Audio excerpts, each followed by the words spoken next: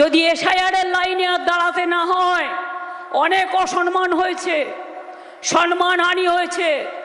নোটবন্দি, লক্ষ্মীর ভাণ্ডারের সব টাকা কেড়ে নেওয়া হয়েছে, সব মায়েদের পকেট মানি কেড়ে নেওয়া হয়েছে।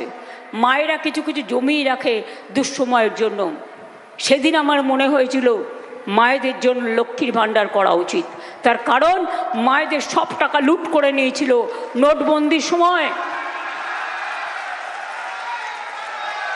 আধার কার্ড 1000 টাকা করে নিয়েছে আপনাদের সবার কাছে, 4টে করে ফটো তুলতে হয়েছে, 6 ঘন্টা 8 ঘন্টা করে লাইন দিতে হয়েছে, তারপরে আধার কার্ড হয়েছে। আর এখন বলছে আধার নো পাপা,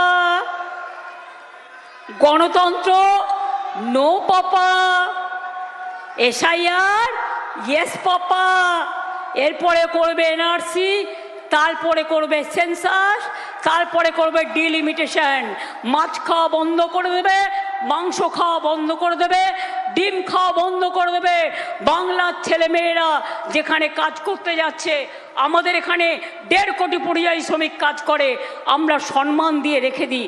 তার কারণ আমরা মনে করি বাংলা কসমোপলিটান, সবাইকে নিয়ে চলতে জানে।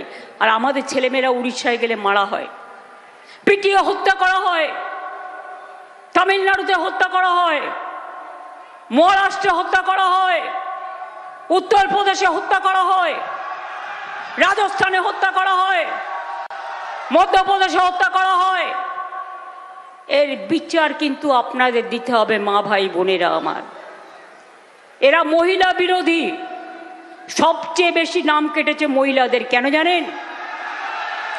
উকুন বেছে বেছে দেখেছে কেন নাম কেটেছে, কোথার থেকে এলো লজিস্টিক্যাল ডিসক্রিপেন্সি। ধরুন আমার নাম বাংলায় মমতা ব্যানার্জি, ইংরেজিতে আমি এমএ লিখতে পারি, আমি এমও লিখতে পারি, এটা আমার চয়েস, যা আমার সার্টিফিকেটে আছে। তাহলে তোমরা বাংলার সাথে ইংরেজি ম্যাচ করতে গিয়ে এআই দিয়ে এর জন্য অনেক নাম কেটেছ। একটা পরিবারের একজনের নাম আছে তো 3 জনের নেই। 2 কি করেছ? একটা মেয়ের বিয়ে হয়েছে, শ্বশুর বাড়ি গেছে, তার স্বামীর পদবি নিয়েছে, ব্যাস বাদ, জানেই না বাংলাটা কি, বাংলার কালচার কি, বাংলার সংস্কৃতি কি। একটা মেয়ের বিয়ে হয়েছে, তার ঠিকানা চেঞ্জ হয়েছে, বাপের বাড়ি থেকে শ্বশুর বাড়ি গেছে, তাদের নামগুলো বাদ দিয়ে দেওয়া হয়েছে। আজকে তারা ভুক্তভোগী হবে। তারপরে অমিত শাহ ঘেঁটি ধরে সব ডিটেনশন ক্যাম্পে ঢোকাবে, আর এখান থেকে এনআরসি করবে, আর যা ইচ্ছে তাই করবে। আবার বলছে ডেমোগ্রাফি চেঞ্জ হয়ে গেছে বাংলার। কবে? না তো 2011 সালে, তখন আমরা ক্ষমতায় আসিনি, জানেই না। গর্ধ শক্তি, অর্ধ শক্তি, টোটালটাই জুমলা, টোটালটাই মিথ্যে, খবরই রাখে না। লাস্ট সেন্সাস যখন হয়েছিল তখন সবে আমরা ক্ষমতায় এসেছিলাম, আমরা মে মাসের পরে, মে মাসে শপথ নিয়েছিলাম। আর তোমরা এত মিথ্যে কথা বলতে পারো? প্রচার করে বলছে জল স্বপ্ন আমরা দিই, তাহলে টাকা বন্ধ করলে কেন? পাইপ নিয়ে যাই আমরা, জমি দিই আমরা, মেনটেনেন্স করি আমরা, অর্ধেক টাকা দিই আমরা। 1 কোটি লোককে আমরা জল স্বপ্ন প্রকল্পে ঢুকিয়েছি। আগামী দিন সবার বাড়িতে জল, নলের জল পৌঁছে যাবে, এটা আমাদের অঙ্গীকার। আমরা 1,20,00,000 মানুষকে কাঁচা বাড়ি পাকা করে দিয়েছি। আগামী দিন যত কাঁচা বাড়ি আছে সব পাকা করে দেবো, এটা আমাদের অঙ্গীকার।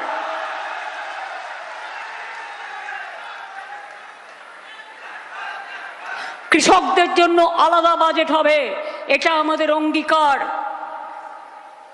যৌবনদের জন্য চাকরি সৃষ্টি হবে, এটা আমাদের অঙ্গীকার।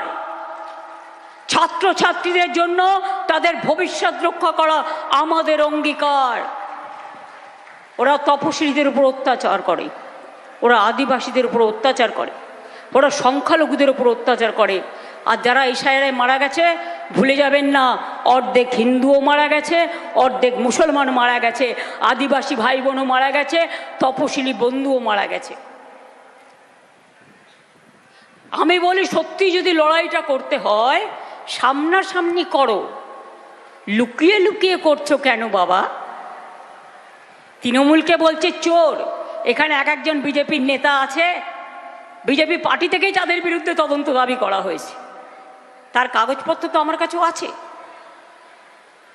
ভদ্রতা করে রেখে দিয়েছি। চোর তৃণমূল নয়, বিজেপি হচ্ছে সমস্ত লুট করেছে, দেশের শেষ করে দিয়েছে। কালকেও 220 টাকা গ্যাসের দাম বাড়িয়েছে। অটো চলে, অটো সিলিন্ডারের দামও বাড়িয়েছে। এরপর ইউরিয়ার দাম বাড়িয়েছে। আগামী দিন ফার্টিলাইজার কোম্পানি আমাদের এখানে আমরা করবার চেষ্টা করছি, যাতে ওদের ওপর নির্ভর করতে না হয়, চাষিদের বেশি দাম দিয়ে ইউরিয়া কিনতে না হয়।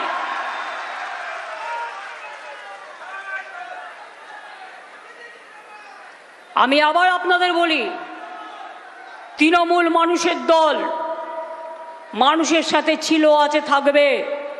আর আমরা যেটা বলি আমরা সেটা করে দেখাই, আর বিজেপি যেটা বলে সেটা ইলেকশনের পরে ভুলে যায়। বিহারে ভোটের আগে চুপি চুপি ঢোকালো 8,000 টাকা, এখনো শুনছি কারো কারো গরিব লোকেদের কাছে ব্যাংকের অ্যাকাউন্ট চাইছে। খবরদার দেবেন না, যেটুকু আছে সেটাও নিয়ে নেবে। ভুল করবেন না, ভুল করবেন না। টাকা ঢোকাবেন নাম করে, ওই যে ফোন এখন হ্যাক করে এআইকে দিয়ে, দেখবেন আমার নামে ছবি, আমার ছবি, আমার গলা, আমার সব কিছু দেখাবে, কিন্তু ওটা আমি আসল মমতা ব্যানার্জি নই। এগুলো আর্টিফিশিয়াল ইন্টেলিজেন্সের নামে সবার ভোট কেটেছে, সবাইকে লাইনে দাঁড় করিয়েছে, একবার নয় বারবার। এবার বিজেপিকে একেবারে বেলাইন করে দিন, আর যাতে কোনোদিন মানুষকে লাইনে দাঁড়াতে না হয়। এতদিন বাঁচবার পরে আপনাকে প্রমাণ করতে হচ্ছে আপনি এই দেশের নাগরিক কিনা। বাংলা ভাষায় কথা বললেই অনুপ্রবেশকারী, তো অন্য ভাষাতেও লোকে কথা বলে, আমরা তাদের বলবো অনুপ্রবেশকারী? আর অনুপ্রবেশ যদি কোথাও হয়ে থাকে আপনি দায়ী। অমিত শাহ মহাশয়, নরেন্দ্র মোদী মহাশয়, বর্ডার রক্ষা করে কে? বিএসএফ। কয়লা পাহাড় দেয় কে? সিআইএসএফ। এয়ারপোর্টের থেকে লোক নামে, কাস্টমস দেখে কে? আপনাদের সিআইএসএফ বা সিআরপিএফ। আমরা দেখি না, ওটা আমাদের হাতে নেই। আপনারা লুকিয়ে লুকিয়ে কি কি করেছেন তার তথ্য আমাদের কাছে আছে। বিপদে পড়লে মানুষ পাশের দেশ শেল্টার দেয়। আপনারা কতজনকে ঢুকিয়েছেন আমি জানি, এবং আমি চিঠি দিয়েও জানিয়েছি। আমি রেকর্ড করে রাখি সব কিছু, তার কারণ রেকর্ড কিন্তু একদিন কথা বলবে, এটা মাথায় রাখবেন। এবং পরিষ্কার তাই বলছি, যারা নমিনেশন ফাইল করবেন এদের প্ল্যান নতুন করে সব তৈরি করেছে, যাদের অ্যাপয়েন্টমেন্ট করেছে তাদের কাজ দিয়েছে নমিনেশন ফাইল রিজেক্ট করার জন্য। ভালো করে দেখে নেবেন। 2, ভোটের দিন আইটিবিটি অফিস ডিজি এসছিল এখানে, আমি শুনলাম ইনস্ট্রাকশন দিয়েছে সব মহিলাদের যেন চেক করা হয়। মহিলাদের গায়ে হাত দাও, মহিলারা বুঝে নেবে, আমি কিছু বলবো না। এত ভয়, মা বোনেদের এত ভয়। তোমার ঘরে মা নেই, তোমার ঘরে বউ নেই, তোমার ঘরে বোন নেই, তোমার ঘরে ছেলে মেয়ে নেই, সবাইকে নিয়েই তো আমাদের পরিবার। তাই বলি বিজেপি, যতই করো হামলা আবার জিতবে বাংলা। যতই করো হামলা তৃণমূল জিতবে বাংলা। যতই করো চক্রান্ত হবে তুমি ব্যর্থ। হারাতে হবে ওদের, হারাতে হবে, যাতে কোনো দিন মাথা তুলে দাঁড়াতে না পারে। সবকিছুর একটা শেষ আছে। সংবিধান বিক্রি করে দিয়েছে, গণতন্ত্র বিক্রি করে দিয়েছে। আজকে সেন্ট্রাল ফোর্সকে বলছে যাও বাড়িতে গিয়ে রেড করো। তারা আমার বন্ধু, তারা আমার শত্রু নয়। আমি আপনাদেরও বলবো এই গভর্নমেন্ট কিন্তু টিকবে না, বিজেপির গভর্নমেন্ট। এই 2026-এই ওদের পতন হবে, জেনে রাখুন। কোনো দিন কিন্তু কোনো নিরপেক্ষ এজেন্সিকে কোনো সরকার এভাবে কাজে লাগায়নি। এবারে আপনারা যা করেছেন তার কোনো তুলনা নেই। আপনাদের তুলনা আপনারা নিজেই। আপনারা আইএসএ ভাগ করেছেন, আইপিএসে ভাগ করেছেন, ডব্লিউবিসিএসে ভাগ করেছেন, ওয়েস্ট বেঙ্গল পুলিশ সার্ভিসকে ভাগ করেছেন। লজ্জা করে না? প্রশাসনকে বিশ্বাস করেন না? উকুন মারছেন, নিজের লোক খুঁজছেন। যাকেই খুঁজুন সবাই বাংলার লোক, সবাই আমাদের লোক। আর বাইরে থেকে যতই পাঠান অবজারভার, শূন্য হবে বিজেপির দরবার। মানুষ ভোট দেবে, অবজারভার ভোট দেবে না। বাংলা একটু অন্যরকম। বিহারের লোকেরা বুঝতে পারেনি, মহারাষ্ট্র বুঝতে পারেনি, হরিয়ানা বুঝতে পারেনি। ছলনা করে বিজেপি জিতেছে। কাউন্টিং, ইভিএম মেশিন চেক সব ভালো করে মাথায় রাখবেন। পাড়া হঠাৎ করে অন্ধকার করে দিয়ে মেশিন পাল্টে দিলে যেন না হয়। আর প্রত্যেকটা 1000 ভোট থাকলে 1000 চেক করবেন, আর ভিভিপ্যাট ছাড়া চেক করবেন না। আর কোনো জায়গায় মেশিন খারাপ হয়ে গেলে সেই মেশিনে আর ভোট অ্যালাউ করবেন না।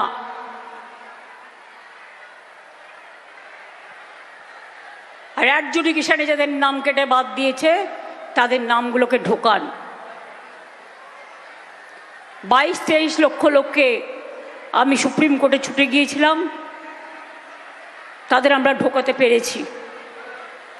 বাদ বাকি লোকেদেরও ট্রিব্যুনালে যেতে হবে এবং তাদের ঢোকাতে হবে। আমার ভবানীপুর কেন্দ্রেই কত বাদ।